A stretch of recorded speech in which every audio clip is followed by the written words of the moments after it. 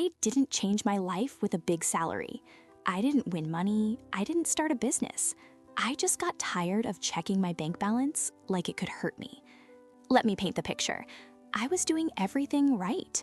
Waking up early, going to work, being responsible, but my wallet was always empty, again. Money would come in and just disappear, like water through my fingers. Rent, food, and all that random online stuff I don't even remember ordering. The real change didn't come from earning more. It came when I got tired of the fear, tired of flinching every time I thought about my bank account. That's it. That was the moment. And that one small decision to just look, to stop being afraid of a number, it quietly changed everything.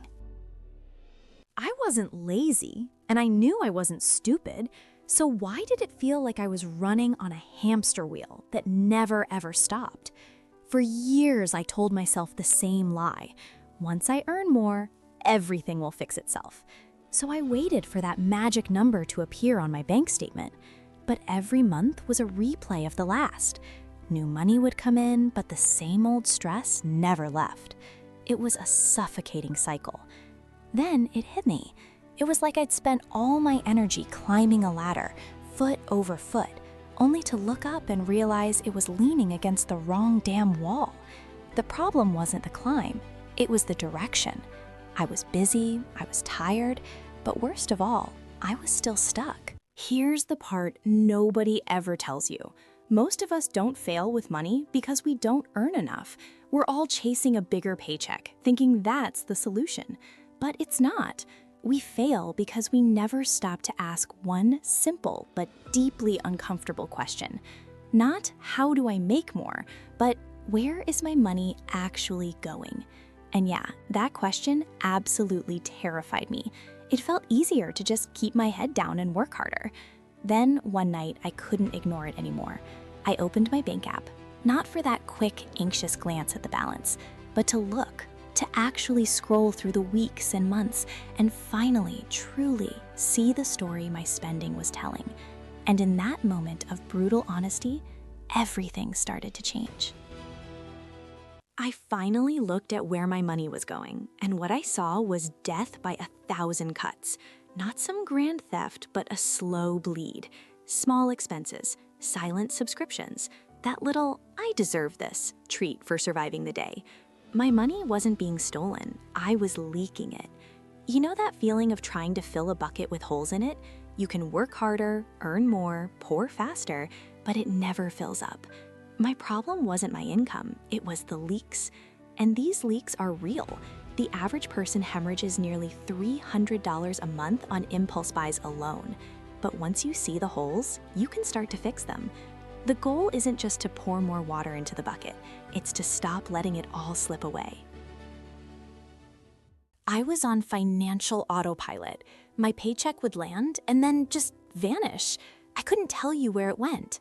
So I made a decision, one that completely changed my direction. I decided to track my money. Not perfectly. I didn't open a single spreadsheet or watch some finance YouTuber.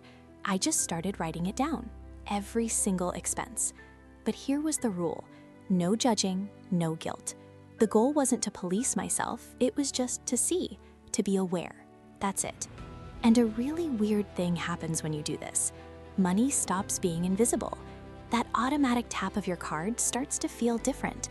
You find yourself pausing, just for a second. And in that pause, you get your power back.